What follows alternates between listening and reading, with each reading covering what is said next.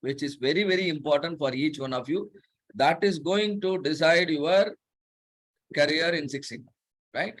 So pay full attention and see to that you understand everything I'm going to speak for the next 45 minutes, and thereby you can continue your journey in the field of Six Sigma. Otherwise, your journey will, stop at this level, right? So the topic is hypothesis testing. So what is this hypothesis testing? Sir, make one of us co-hosts before. Yeah. What is this hypothesis testing? And then we just understand the difference between null hypothesis and alternate hypothesis. So first of all, hypothesis testing is, testing the difference. There is a difference I could see, but my only doubt is whether the difference will also be a difference in the real time or not. I have noted a difference in my data. Is this difference is also a difference in the real life? The answer will be answered by, the question will be answered by the tool called hypothesis testing. Any difference to be a difference must make a difference. You have joined the program and your skill levels have improved. And now the program is considered to have made an impact. You have joined the program, you ended up only receiving a certificate, no improvement in your skills. You have only received a certificate. There is no, impact of the training program. Similarly, a factor is considered one of the root cause only if it can make a significant impact on your output.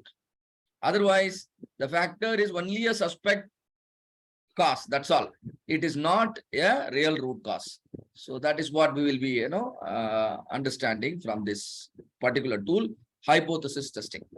A claim, hypothesis testing is a statistical procedure in which a claim about the difference between two or more groups is tested, will be tested for its trueness in real life. I have two machines, machine number 1 and machine number 2. Whether the condition of the machine has, impacted the quality. The machine condition is bad, and so the rejections started increasing. That is my doubt. So I compare two machines, one machine in the bad condition, one machine in the normal condition. I'll study where the rejection is more. If the study reveals that the condition of the machine is actually, the cause for the rejection, and then, the machine should be always maintained in the correct condition, right? So we always compare one group with the other group, and we try to understand, is there a difference exist, right? And through some experimentation, we'll validate it. Such a procedure is called hypothesis testing. Such a procedure is called hypothesis testing. So hypothesis testing is basically a decision-making procedure in which a claim about the difference between two or more groups is validated for its trueness, right? So let us imagine you have just completed the brainstorming, you have just completed the YY analysis and the cause and effect analysis. Now, one of the outcome of your brainstorming session is reaction time will affect the process yield. Now, one of you tell me, what is the meaning of this particular statement, which has come as an outcome of the brainstorming or cause and effect analysis? Reaction time affects process yield. Tell me, one of you, what do you mean by this statement? Come on. Responding time. Late response from the This is a chemical process industry related problem. Am I right? Because they are talking Yes. about reaction time. Chemicals are reacting. So it has its own time to react to. The reaction time Affects the responsible process. for the chemical process yield. Several chemicals are reacting, interacting, and finally a new chemical is formed, which is the yield. Now, what the experts are telling, what the brainstorming team is telling, their reaction time is crucial for the yield. Do you all understand? Yes. The reaction time, you give 10 minutes, the yield will be a particular value. You give 20 minutes, yield might increase. You give 30 minutes, yield might further increase. So what the team is telling, reaction time is critical to the yield. All of you understand the statement? First of all, please convert. Yes, sir. That means so far your company did not thought in that manner. They were simply running the process, and then they are happy with the yield that is coming out of the process. And now the company wanted to improve the productivity, and so they further analyzed.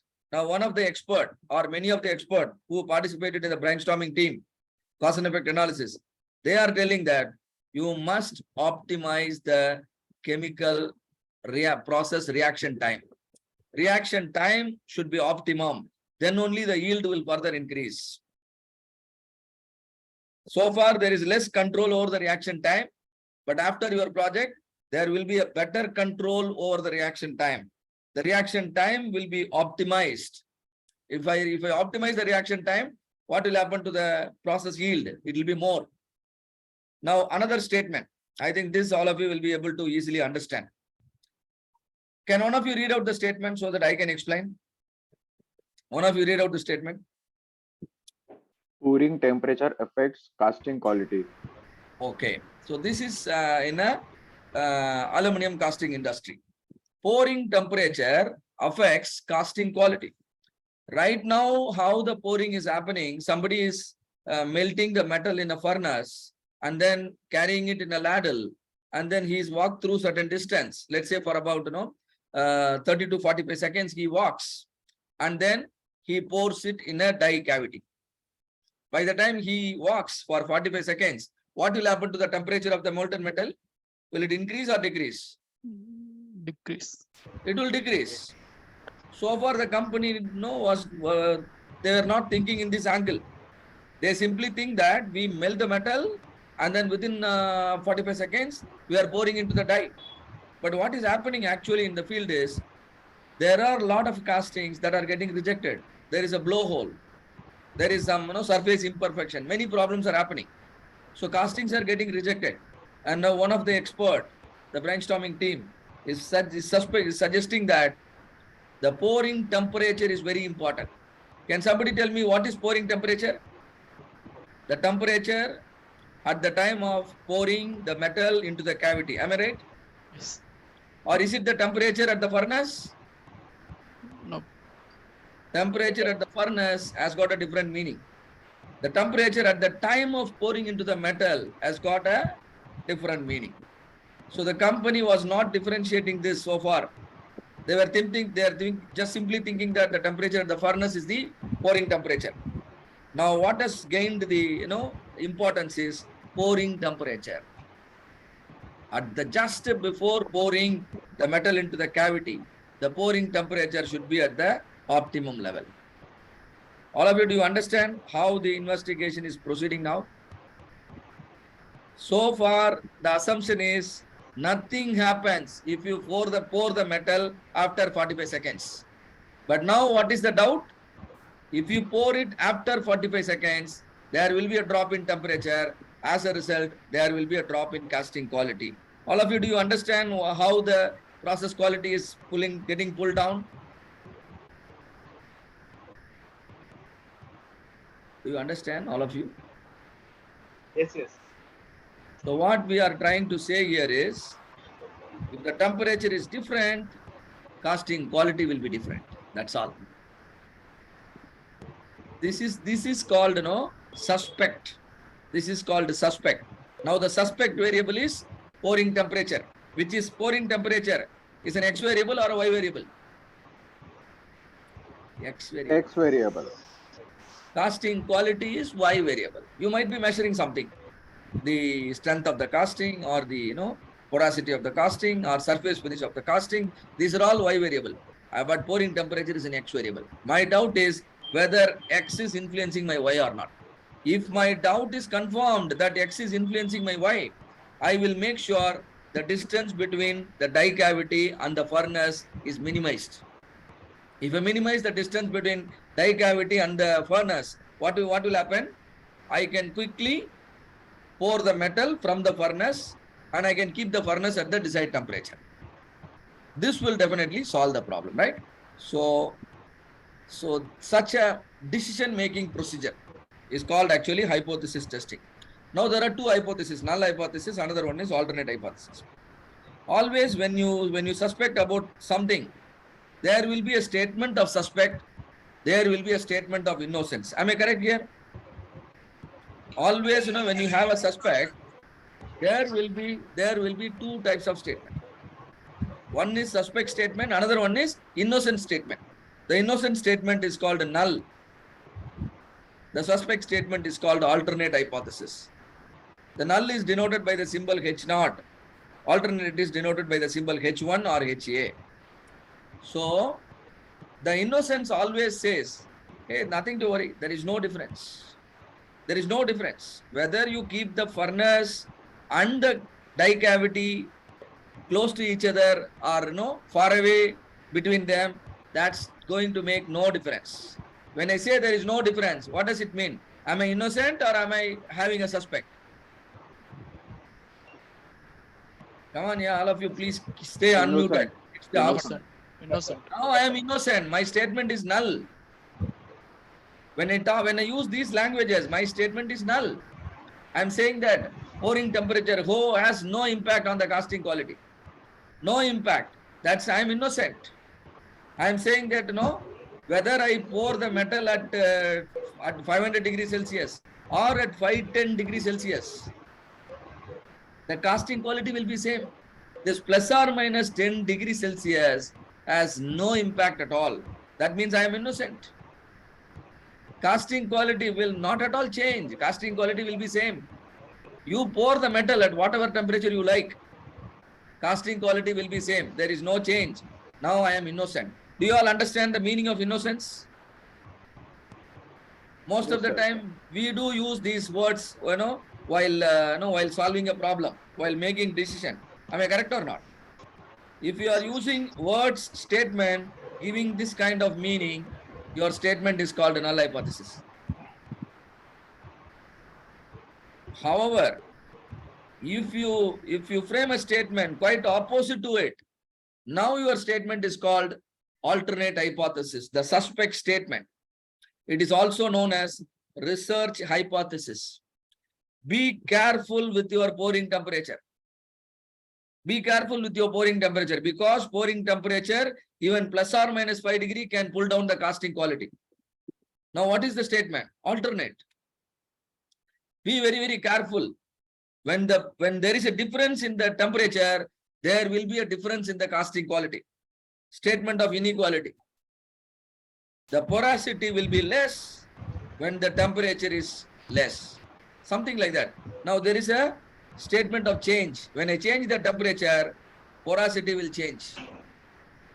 Right? So, the opposite statement is called alternate hypothesis. All of you, do you understand what is null statement and what is alternate statement, or null hypothesis and alternate hypothesis? All of you, do you Yes. understand? Yes, sir. Yes. The training which you are undergoing, the black belt training program, will not make any impact in your skills. What is this statement? Null Null hypothesis. Null Null hypothesis. hypothesis. This is statement of innocence. You can see many people, they are missing many classes. That means they're directly, indirectly, their assumption is whether you attend the training or don't attend the training, there is no impact. That is innocence. That is statement of innocence. Such statements are called null hypothesis. You attend the training program, participate well, definitely there will be a significant improvement in your skills, problem solving and decision making skills. That is alternate hypothesis. Now let me check quickly whether you have understood correctly or not. Tell me, classify this statement, whether it is null or alternate.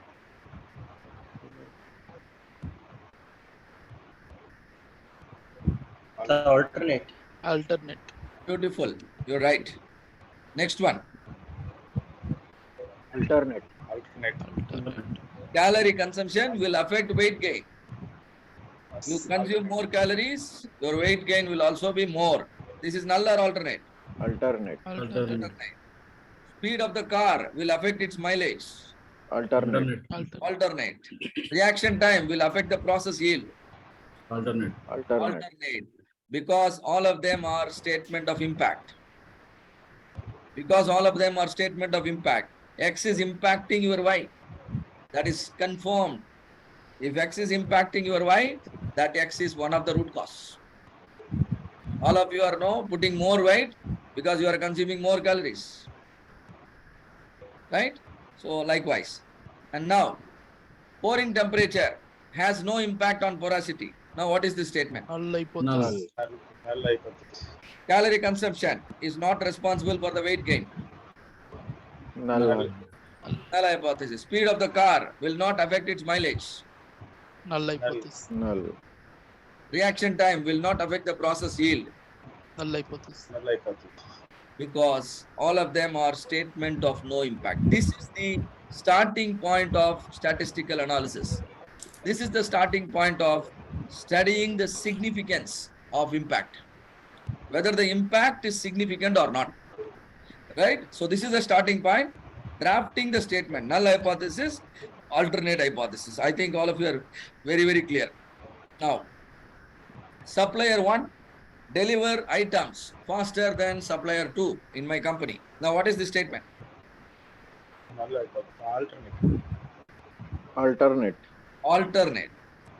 Right? There is a difference you are trying to highlight here. Supplier 1 is delivering faster. Statement of difference is alternate. Supplier. Machine number 1 produce parts faster than machine number 2. Alternate. Alternate. Polling rate of northern region is more than southern region. Alternate. Alternate. Transaction time of vendors are not same. Null hypothesis. Null. Are not same. Null. Null hypothesis. Transaction time of vendors are not same. That means what? Transaction time is different. 3 vendors. That means it is alternate. Am I right? So all of them are statement of inequality. You are saying that there is a difference. Inequality means there is a difference. Statement of difference is alternate. Alternate. The delivery time of supplier 1 and supplier 2 are almost same. I have 2 suppliers. Hypothesis. This is null hypothesis. Null hypothesis. Your company is having 2 suppliers because they are believing in the statement. Your company has 2 suppliers because they are believing in the statement. Both the suppliers perform more or less same. If you have 2-3 suppliers, 2-3 vendors, your assumption is they're all more or less same. Am I correct or not? Yes. That is null hypothesis. Sir, Yes, sir. I just want to add you one thing. You should always be very smart. When I say smart, even different things can be stated as null hypothesis. I will tell you. Transaction time of vendors are different, suppose. Or different means it's always alternate hypothesis. That is what our assumption. But I'm going to make this as a null hypothesis statement. See here what I'm going to do is. RK sir, let us park this point for a while because we will teach them in the slightly later stage. So I understand sir's point. So now we are laying a small a foundation of how to frame null hypothesis, how to frame alternate hypothesis. But later on, with your smartness, you can call anything as null and anything as alternate. That is a different subject. So I expect this point to be taught slightly at a later stage. So RK sir, so I am proceeding right now. We will tell this little later, not now. So now, machine number 1 and machine number 2 produce parts almost at the same rate. Null. Again, this is null.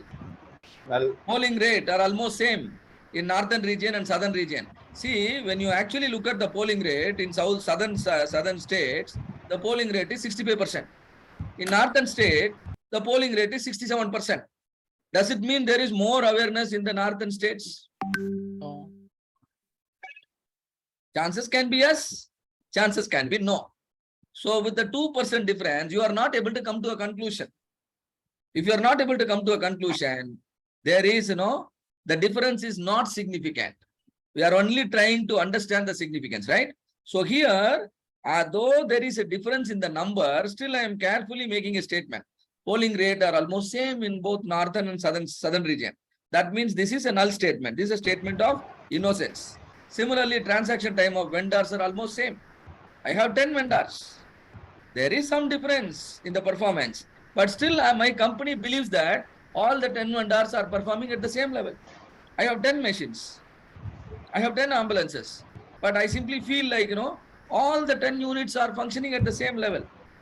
That these are all null hypothesis.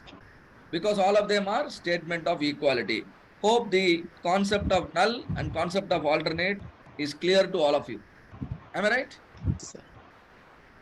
Hypothesis testing is a decision-making procedure which starts with framing the hypothesis, framing the null, framing the alternate.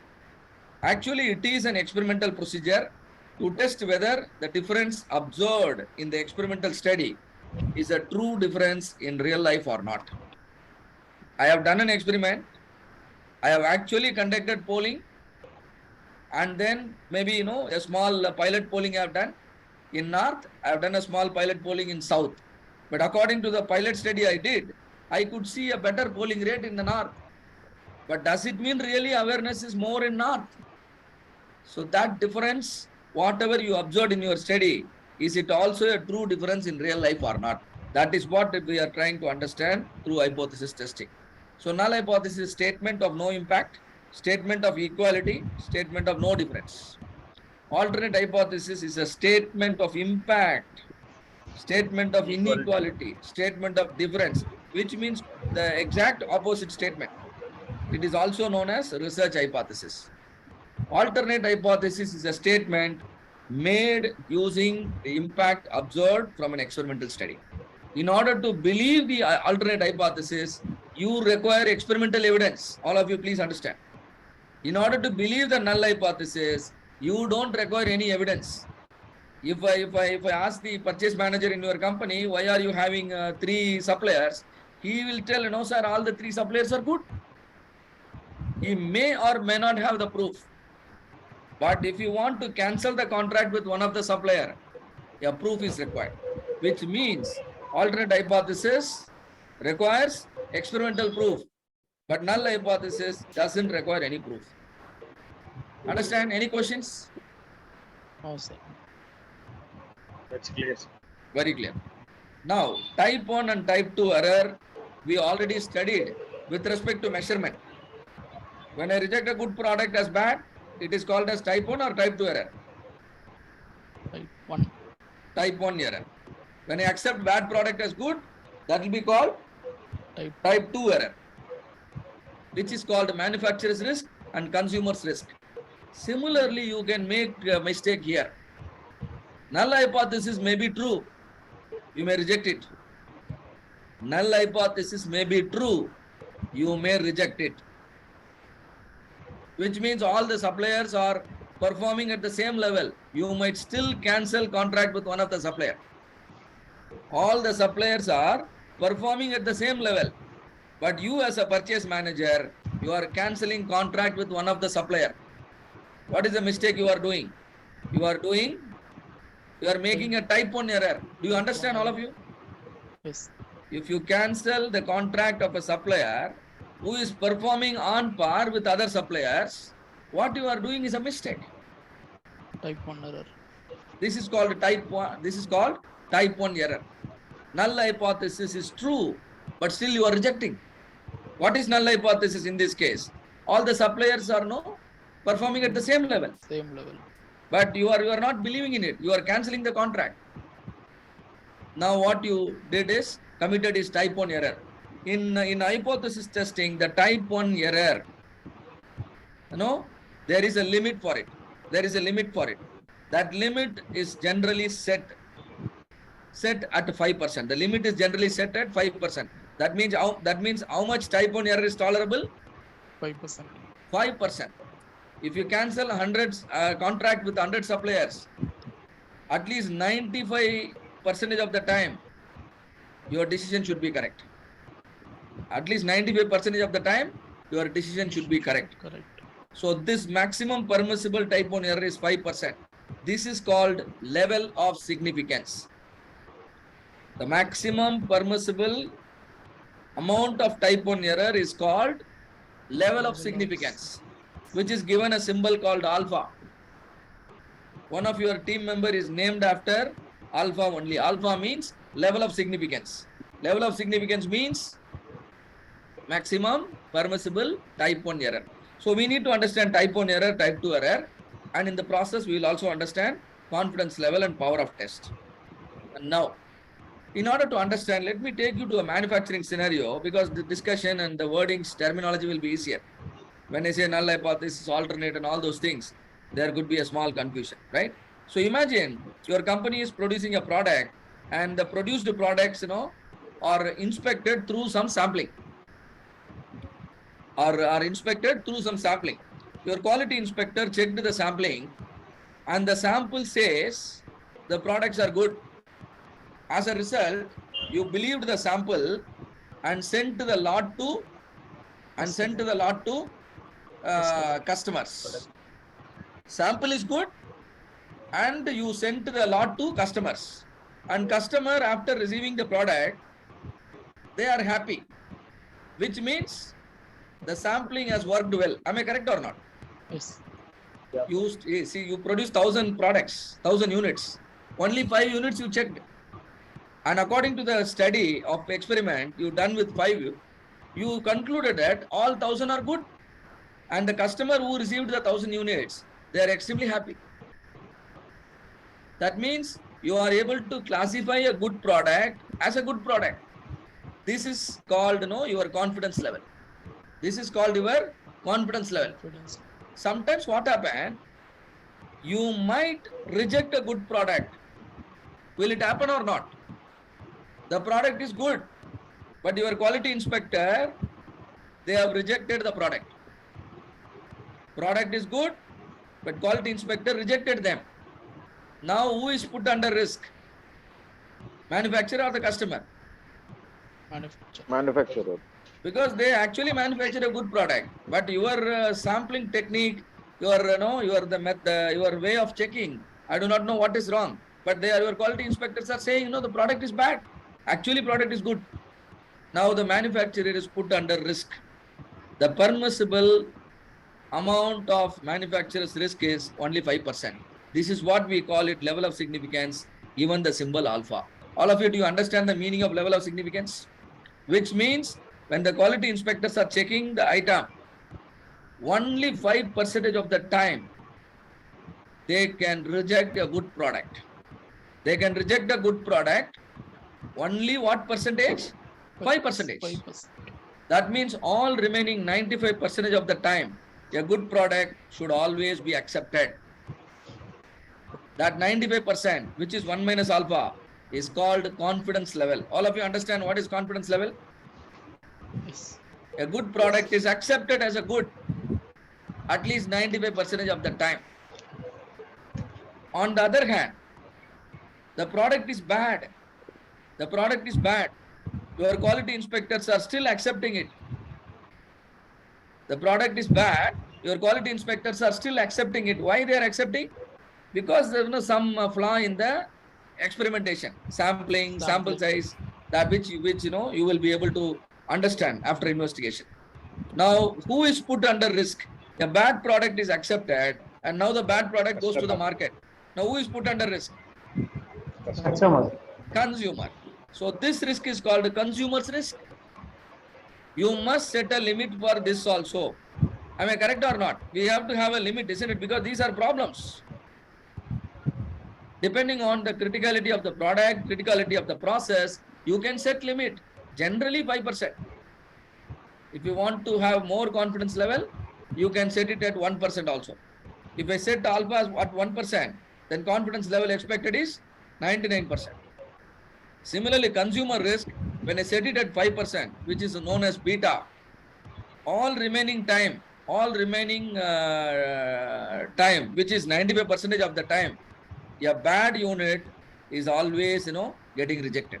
Do you understand? I have designed my sampling in a way that a bad product will be correctly rejected, which is called power of test. All of it, do you understand? Which is called? Power of test. Power of test, right? So, hope all the 4 terms are understood here. Any doubt here? If you really wanted to achieve or fulfill the conditions of alpha and beta, you should be a very good player of these items. You should be able to play well between sample size, confidence level, Power of power of test. test, and the statistics to be validated. Statistics means the metrics that you calculate from the sample. The metrics that you calculate from the sample. I'll tell you few metrics. Average is a metric. Proportion is a metric. Standard deviation is a metric. Right? Variance is a metric, right? So these are the statistical measures which we compare to understand the difference. Hope it is understood. Shall we proceed? Yes, sir. Okay. Now coming to the hypothesis testing. Same situation. With the product, it was very good. But with the statement now, statement is null hypothesis. See here, H0 means null. The null hypothesis is true. You have done an experiment. You have done a sampling. And based on the sample, your true null hypothesis is rejected. This is an error. Am I right? Null hypothesis is true, but based on what you observed in the experiment, you have rejected it. This is called a type 1 error in hypothesis testing. All of you, do you understand what is type 1 error in hypothesis testing? What is type 1 error in hypothesis testing?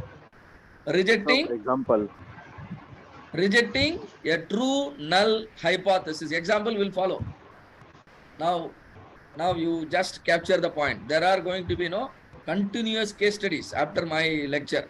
Vinod Shankar sir is already here. So rejecting a true null hypothesis is actually called a type 1 error. Let us set a limit for it. General value is 5%. 5%.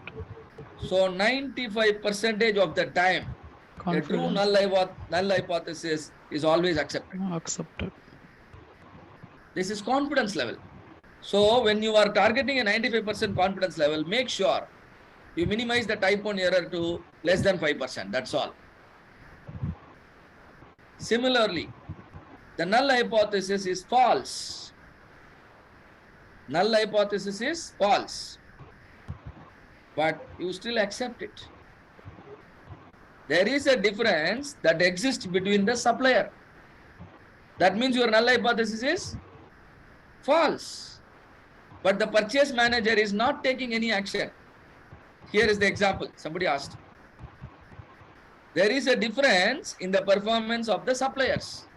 But your purchase manager is not taking any action.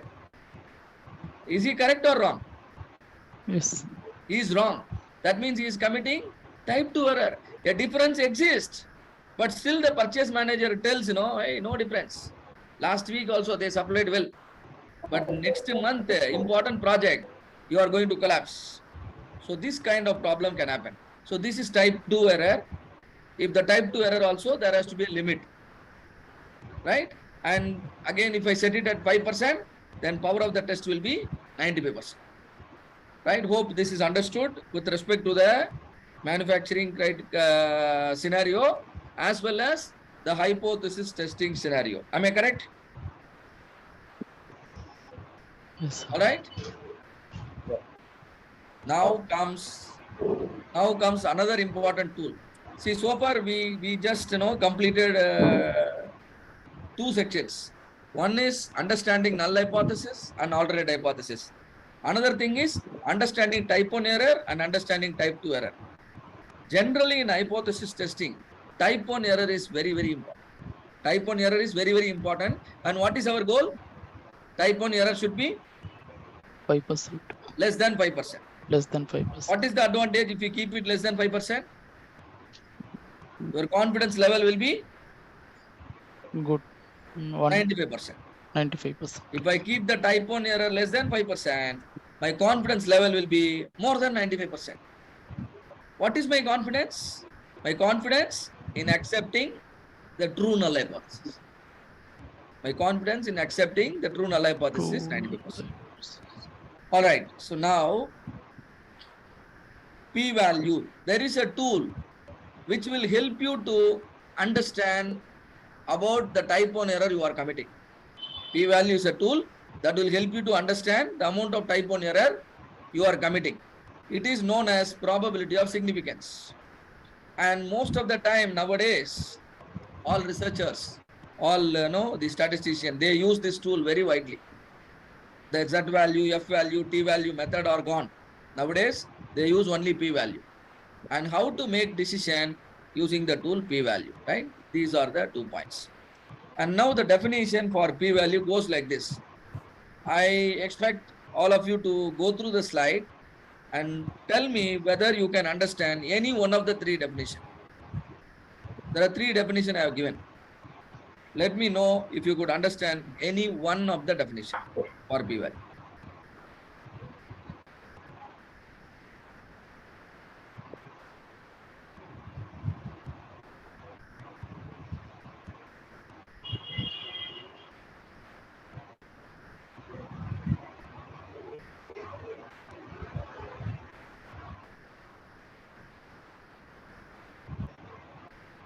All of you are P-value reading. give the percentage of error that we commit in type 1 error.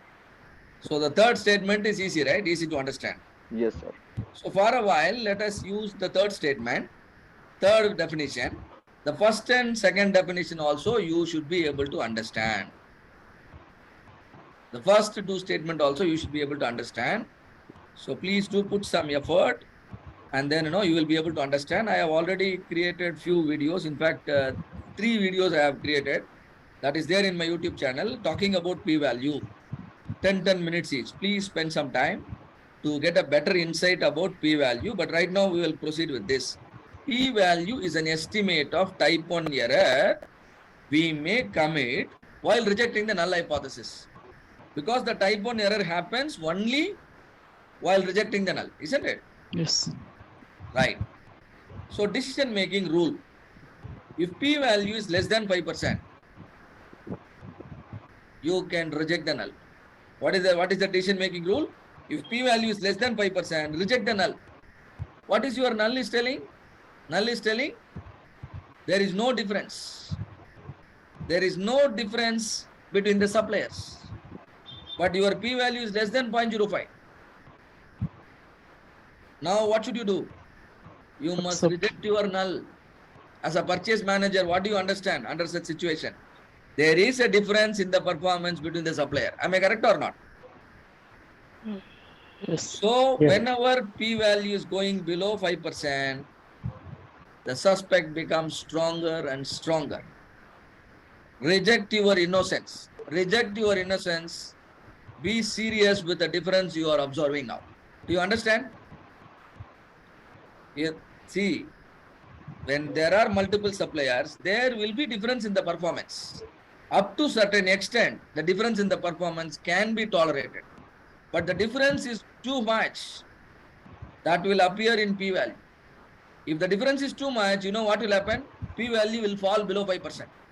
If p-value falls below 5%, no more you should tolerate the difference. You must immediately say, you are not good. So I am cancelling your contract. You know why? Because according to the statistics, your value is far away from the normal range. And so I am rejecting, right? So whenever p-value is less than 0.05, you can reject the null, which means the factor, X factor, which is your suspect, is now considered to have an impact on the Y response, which means the factor which you are studying is actually the root cause. It can be anything. It can be any factor, right? On the other hand, if the p-value is more than 0.05, don't reject the null. You continue the relationship with all the suppliers for some more time. You continue the relationship because according to the current situation, according to the current data, you really do not have enough evidence. There could be a difference, but difference is not significant enough. In order to add the word significant in front of the difference, your p-value should go below 0.05. So if you see p-value more than 0.05, don't reject the null. So what is your decision making rule? When will you reject the null? When p-value is Less than. less than 5%.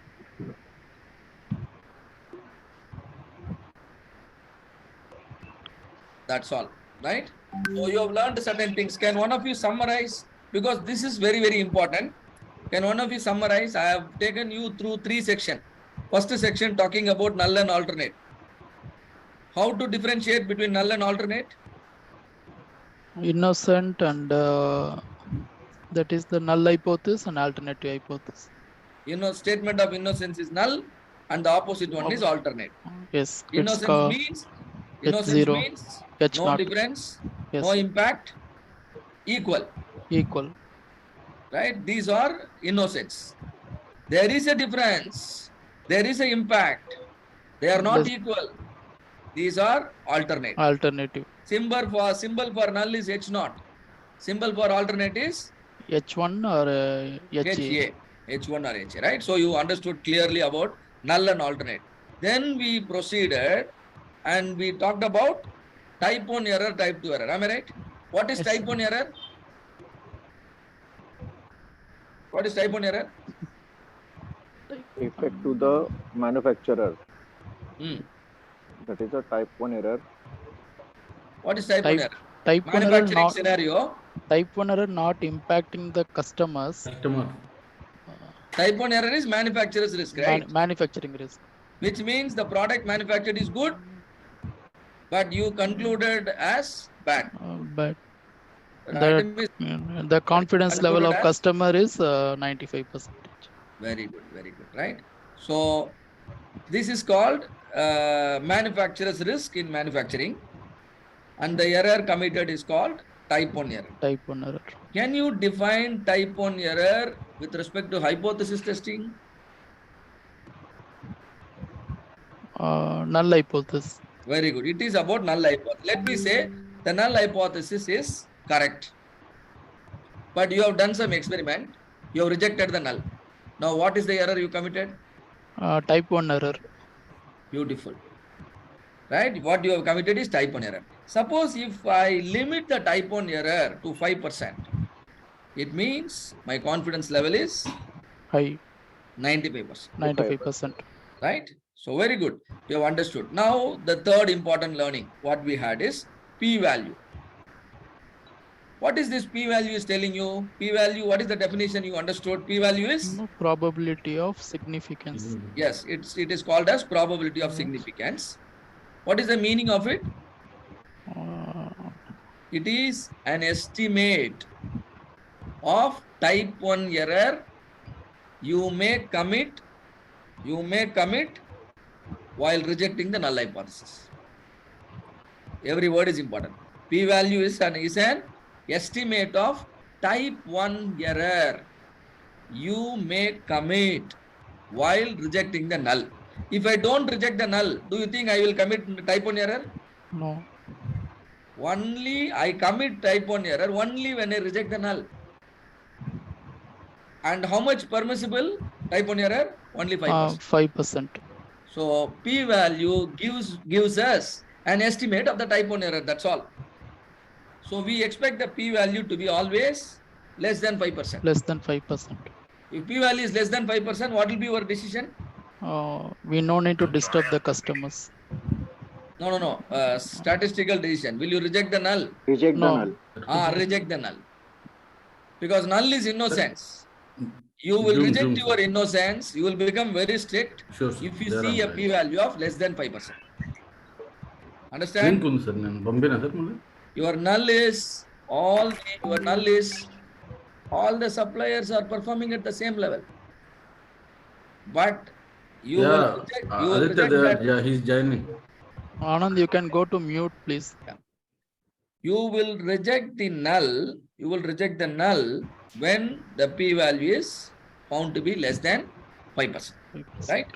So that is the decision-making rule. So whenever p-value is more than 5%, don't reject the null. Don't reject the null. Because if you still reject the null, then you may make unnecessary changes in the company, which you are not supposed to. Hope all of you agree with me. If you are making a change in your company, if you are making a change in the process, you should be confident about it. Am I correct or not? Yes. This is what is called, art of decision making, which is very, very important skill for the leader. So statistically, though somebody brings the data, don't blindly believe the data. Data can also mislead you. Data can also mislead Yes. you. In order to prevent that misleading decisions, while looking at the data, also look at p-value. If p-value is less than 5%, yes, believe the data and consider the difference as significant and make changes in the process. Otherwise, not. This is the decision-making guidance, right? So I think the basics are done now. Now you can proceed with the hypothesis testing one by one. In order to help you understand only one case study, the background only I will explain, and then Vinod sir will take you through the problem. Now, one of you, can you read this statement? One of you, please read the statement. A cooking oil manufacturer claims that saturated fat content is 15%. Okay, thank you. Now, a cooking oil manufacturing company, they have printed in all their cooking oil bottles saying that saturated fat content is 15%. Now, you are a healthcare professional, you are a dietitian. You want to recommend this cooking oil to all your clients. You have about 500 clients. For all the 500 people, you are going to send a mail. Dear client, please use this cooking oil in your food so that now your health can be taken care of. You wanted to make a recommendation, right? And now tell me, what will you recommend just like that, a cooking oil brand, or will you also do a study? We'll do the study. You will do the study because you don't want to make a wrong decision, so you will do a study. And now your study is called hypothesis testing. Your study is called hypothesis testing. Now you have to make a statement, null hypothesis. What is your null hypothesis? Statement of innocence. If you are an 50%. innocent doctor, what will you think? You will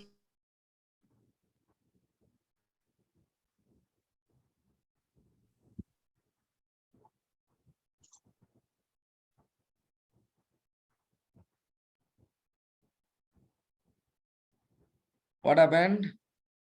Oh, I think there is a problem with the internet. The network problem. Network problem. Okay. So suppose if you are an innocent doctor, what will you think? Looking at the cooking oil bottle, you might think that fat content is exactly 15%. Am I correct or not? Yes. So when I say saturated fat is 15%, that is null hypothesis. This is how you should frame the null statement. Then the alternate can be anything opposite to that. Not equal to is opposite, more than is opposite, less than is opposite. When you say not equal to, that is a two-tailed test. When you say more than, that's a right-tailed test. When you say less than, that's a left-tailed test. Okay. Let us analyze each condition. When there is an inequality symbol, how will you take a decision? When the fat is less than 15% also, More than 15% also, you are not going to recommend the cooking oil to your client. You want it to be exactly 15% plus or minus small tolerance. You want that way. In both cases, in both sides, if the value goes beyond the permissible tolerance, you are not going to recommend to your client, which means your study is two-tailed. All of you understand what is two-tailed study? Yes. In another case, as a doctor, if the fat content is more than 15%, you are not going to recommend. But any value below 15%, it is acceptable to you. You are still going to recommend to your clients. In that case, your study is called right-tailed study because your decision is sensitive only on the right side, not on the left side. Am I correct? Deviation on the right side is sensitive, but not on the left side. It is called right-tailed. Now, third scenario. When the fat content is minimum 15% and above, 15% and above, you are happy. But less than 15%, you are not happy. Right? Now you are sensitive only on the left side. That is called a left-tailed study. Depending on your business, depending on your process, you should also understand the sensitivity. For a product where the dimension is concerned, I think both sides are sensitive. Am I correct? Yes. Suppose if it is, the, what do you call, the processing time of a purchase order or invoice processing. Now you will be sensitive only, if the invoice processing takes more time, isn't it? You are sensitive only on the right side. You give the bill today, same day they are making the payment. Will you still feel bad? No, you will be happy, in fact, isn't it? So you need to Yes. understand which side is it sensitive. Accordingly, the study can be right tail, left tailed, or two tailed. Now comes the important point. Saturated fat content. Is it a continuous data or discrete data? Continuous data. Continuous data. Why do you say it is continuous? Because Measurable. it is measurable. Measurable. Because it is measurable. When the data is continuous and you are referring the sample against a reference value, against a standard, the sample fat content is studied and you are comparing it against 15%. 15% is the declared value. You can consider that as a standard. When you compare a sample against a standard, your study is called one sample t-test. All of you, do you understand? What is one sample t-test? A sample is compared against a reference or a standard or a specification. And how do you compare? Using a measurable characteristics. The study is called one sample t-test. For the same scenario, you can also do one sample z-test, which can give you a better result, an accurate result, but there is an additional requirement to proceed with the z-test instead of t-test. I'll tell you. If you want to perform one sample z-test, population characteristic should be known to you, or otherwise population parameter should be known to you. Tell me honestly, all of you, do you know what is statistics? All of you, do you know what is statistics by this time? Yes. Anything that you calculate using your sample data is called statistics. Anything that you calculate using your sample data is called statistics. Anything that you calculate using the whole population is called parameter. It's called parameter. If the parameters are known, then only you can go for z-test. If the parameters are not known, you should go for T-test only. But what is the similarity? For both the tests, the the data will be continuous, right? And now, since the saturated fat content is continuous data, for continuous data, you can calculate a statistics called average. So this is like, since you are a doctor, you will test the cooking oil bottle. Will you test just one cooking oil bottle, or will you prefer testing multiple cooking oil bottles? Multiple. Multiple means finally which value will you use? Let us say you tested 10 bottle, then the average only you will use. So when you are using average, for your decision making, compare the statistics against the reference. The study is called z-test or t-test, one sample z-test or t-test. Right? Yes. Similarly, there are other tests available. Two sample t-test. What is two sample t-test?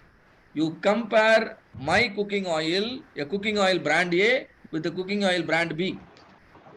Brand A is compared against brand B. So far, you are believing that both the brands comes with the same fat content. But you are still, suddenly you have a doubt. Now you are comparing. Now your study is called a two sample t-test. Do you understand the difference, all of you? Yes. Only one cooking oil, and you've taken a sample comparing against the reference. That is one sample t-test. But now there are two brands of cooking oil, A and B. Whether the fat content is same or different, the study is called two sample t-test.